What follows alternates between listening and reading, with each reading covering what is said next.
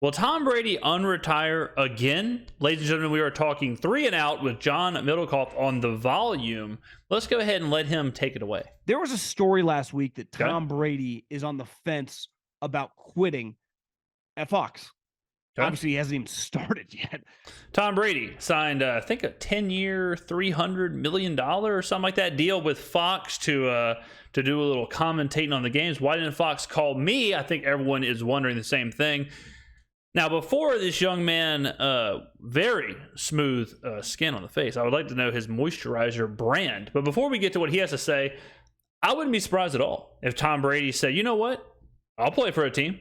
It wouldn't be surprising at all if, let's say, a team like the San Francisco 49ers were in a position in the middle of the year or around that time to say, hey, Tom, why don't you come in and play the back half of the season and the playoffs and try and help us win the Super Bowl? What do you think about that? Come to a team where you just got to manage the game, baby. Come to a team where we got everything all figured out. All you got to do is use that mind, manage the game, and chase you a Super Bowl ring for your favorite team as a kid, the San Francisco 49ers. Would that shock any of you? It wouldn't shock me. But, you know, and a lot of people in media circles have been like, is Tom Brady really going to call games? And I've always said, like, I assume he was. I don't know why. I never looked at it. Like, I never thought someone was throwing a curveball at me. I thought Tom signed this because he was like, yeah, I'll retire, take a deep breath, and I'll call some games. It's easy. I'll fly in private, do some Zoom meetings. It's not like I'm in these cities for 3 out of my 7 days a week.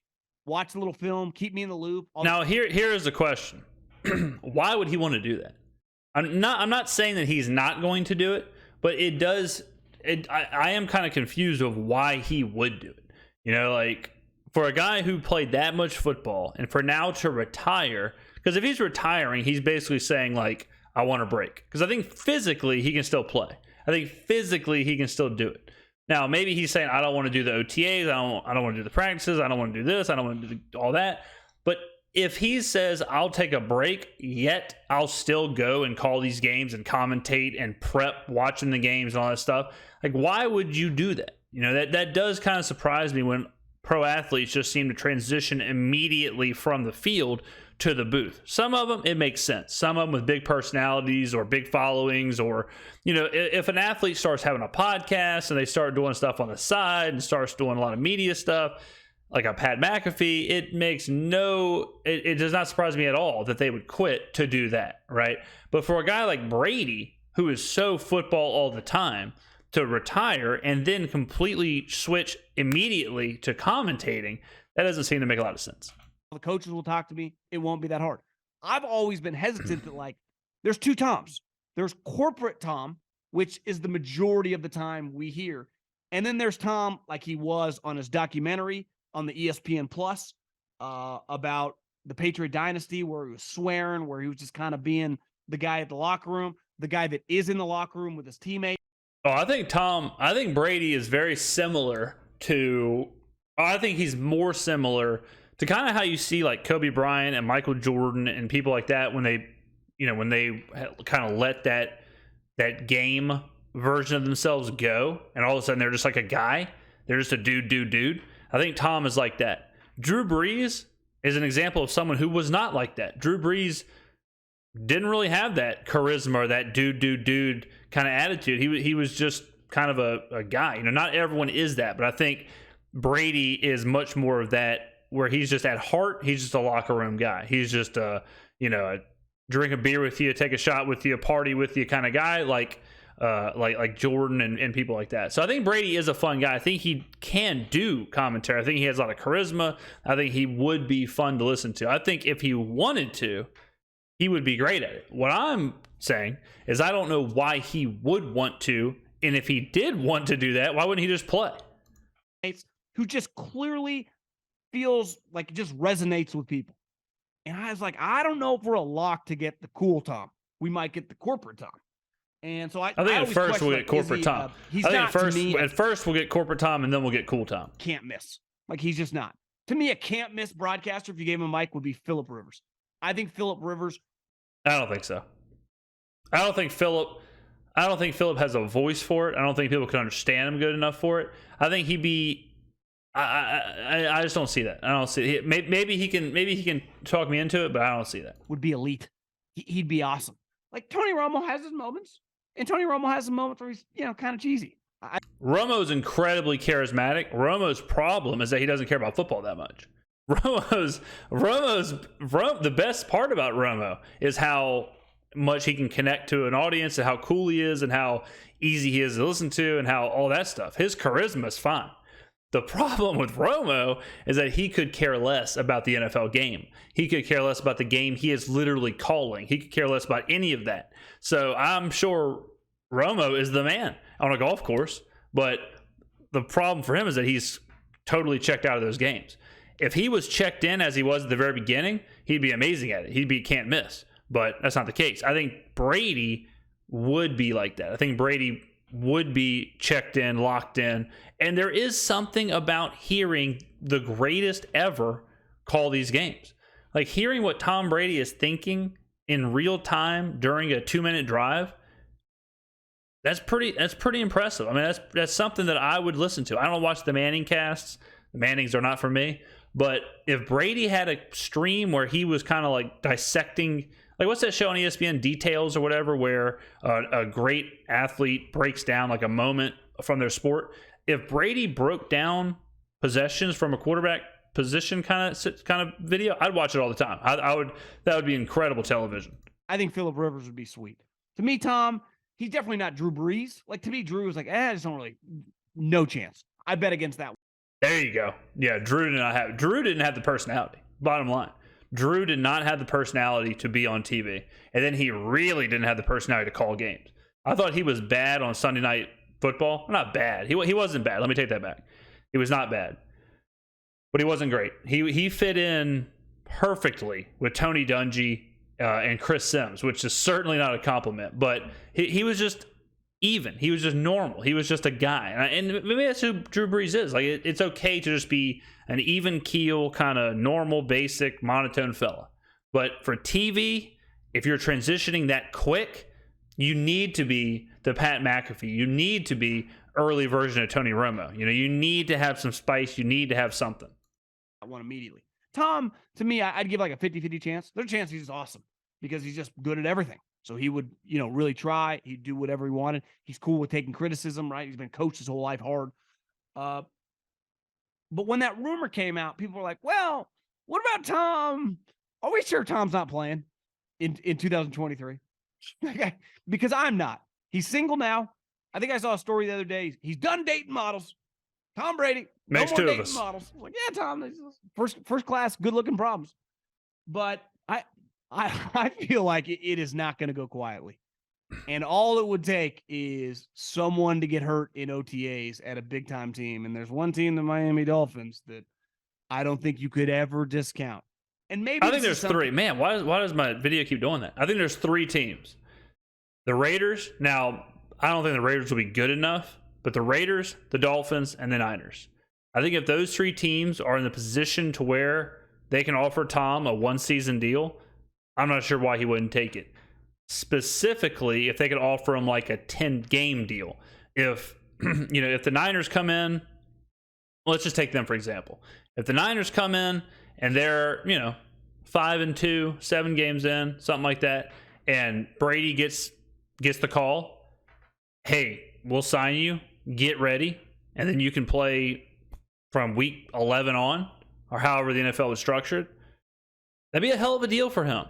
And I think, I've said this in videos before, but I think that will be the norm for older veteran quarterbacks. We heard Phillip Rivers, it's funny he mentioned that, we heard Phillip Rivers last year say, I can play. I can basically come out of the bullpen, and I can give you 6 games. I can do it. And for them, and them I mean older quarterbacks, I think it just would be really easy. And maybe I'm discounting what it would take to be a quarterback, but like Tom Brady, he's not going to need the OTAs. He's not going to need the preseason. He's not going to need all that stuff. And then the locker room's not going to expect it because he's Tom effing Brady. So if he comes in week 11 for the Niners, you don't think the 49ers are going to be in awe and pumped up and excited to get Tom Brady for a run of the Super Bowl? I sure as hell would. There's a lot of quarterbacks who I think could do that. There's a lot of quarterbacks that I think, given a 9, 10, 11 game stretch, Could easily do it. And let's say the Niners sign Tom Brady in the first week of the season. Sign Tom Brady. And again, I'm not totally sure how all the like intricate details of roster construction and like contracts and as far as who can sign when and how many games you have to be there and whatever the NFL has in place. So let's just pretend like it's all by the books. But if Brady signs and then they just say, hey, he's going to have to ramp up, and then Brady makes his debut, like I said, week 11, week 12, or whenever they need him to, week 9, week 10, and then he just plays out the rest, plays out the playoffs, you're telling me that Tom Brady can't do what Brock Purdy did last year? I think he can. I don't think he can come in and drag a team to the Super Bowl like he did the first year with Tampa Bay. I don't think he can do that. But I certainly think he can take a team that needs a quarterback, a la Miami, a la San Francisco, and he'll give them a hell of a chance to win the Super Bowl. If Tom Brady was on the San Francisco 49ers right now, I think they would be the favorite to win the Super Bowl. If he was on the Miami Dolphins right now, I think they'd be a very, very, very interesting pick to win the AFC. That flies a little under the radar in the spring because, for example, the Dolphins, Tua's not getting a concussion in spring. What about the fall? What about in training camp? What if one guy trips on him and he hits his head and all of a sudden he's a little wobbly? It feels like until it's over, like the season has started and Tom Brady is not on the team, I don't know if we can discount it. I don't know if we can. And now there are rumors that he's having second thoughts about doing this. And I don't blame him. Now, I understand it's a lot of money. They gave him like $350 million. But Tom Brady's not doing this for the money. Again, $350 million, I don't care how rich you are, is a lot of money to anyone not named like the Walton. Yeah, but it's also one of those things where like with those contracts, like Breeze and Fox, like they are NBC, they bought him out of the contract like a year in. So you see those numbers and stuff, but what is it really? And yeah, I mean, he's right. Like Brady probably doesn't care. Brady probably doesn't care about the contract because it's just, yeah, $350 million anyone cares about. But it's probably, what I'm saying is it's probably not. If you told Tom Brady, hey, you're either going to make $30 million this year or you're going to make $11 million playing for the 49ers, he would just take the 49er deal. He would just take the $11 million. Who cares? Or, Bezos or Elon. But $350 million is a lot of money to Tom. But he does not need the money. Like, ultimately, that money is not going to change anything he does. He's been flying private for 20 years. He can buy any home he ever wants to for a long time, right? And maybe he's got some divorce payments. Maybe it's a little tricky, but she's got a lot of coin, too. It's not a money thing. It's not a money thing. Where you get divorces, as I've been told by divorcees, that it can get complicated fast. And it gets ugly, especially the more money you have, even if they're both earners. But I don't wonder, there's just going to be, I just don't think this thing's going to go quietly. It never does. It never does. And we always get injuries. Is there a chance that Tom never really wanted to retire? Yeah. He kind of did it to save his marriage.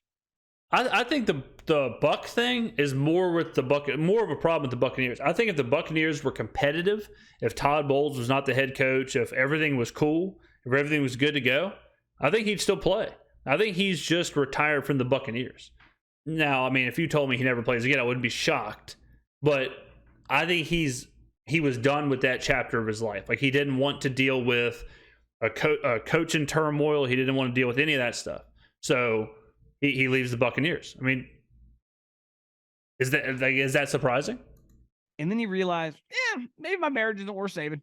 Maybe I just want to play and we're getting a divorce no matter what. So adios, Giselle. You go with the people keep saying, Middlecoff, you mix up jiu-jitsu and martial arts and taekwondo. It's like, I don't know all the different factions here, but I do know that Giselle's, been running around with her, taekwondo instructor. Not that Tom we've all been there. They're glad. Have a good time, babe. See you later. Godspeed. I'll drop off the kids next Friday. I just don't know if we've seen the last of Tom. The hell are we talking about? I'm not sure about the part of him openly wanting to be cucked by the taekwondo instructor, but yeah, I mean, I wouldn't be shocked if Brady returned. I'm not betting on it, but if you told me the invitation was on the table, I bet he looks at it. That's all I'll say. San Francisco would be the team. San Francisco, Miami, and Las Vegas. I think maybe not Vegas anymore now that they got Jimmy. That would be tough for Jimmy Garoppolo if he signs with Vegas and then they go get Tom Brady. It's like, God, again, I'm in a quarterback controversy. But certainly San Francisco and Miami if Tua gets injured. But I think the reason I keep saying San Francisco is they are so successful with game managers and they've proven they can just kind of roll quarterbacks in and out. Brady, that's what I think Brady wants to do. I think Brady wants to just manage an offense, not have to be the guy, not have to constantly drag a team. If he needs to, he can. But just run the offense, run the system. I think he trusts or would trust Kyle Shanahan, John Lynch. The organization is incredible. And again, you can't discount the idea of playing for your favorite team. Playing for having that moment, capping it off like that, I think would be something he'd be interested in. Let me know in the comments below what you think, ladies and gentlemen. Is Tom Brady officially out? Will we see him again? And if so, what's the situation? What team? And all of that. Thank you very much for watching. I will see you in the next video.